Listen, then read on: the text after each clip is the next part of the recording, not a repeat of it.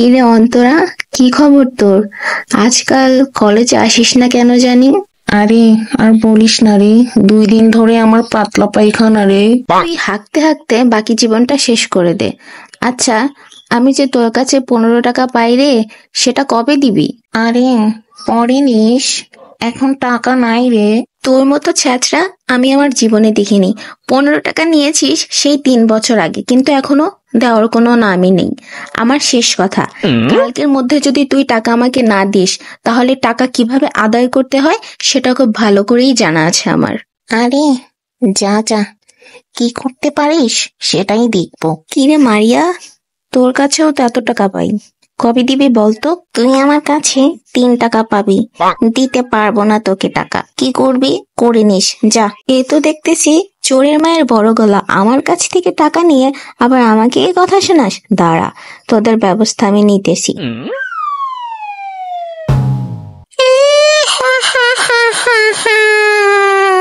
কতদিন মানুষের মাংস খাইনি, আজ তোর মাংস খাবো।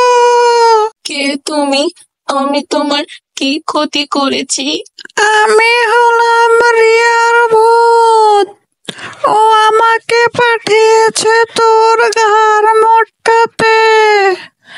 যদি ভালো চাস ওর ধারের টাকা কালকে দিয়ে দিবি, নয়তো আমি এখনই তোর ঘাড় মোটকে খেয়ে নিব। প্লিজ প্লিজ ভূতমা, এবার আমাকে ছেড়ে দাও। এবারের মতো আমাকে ছেড়ে দাও ভূতমা।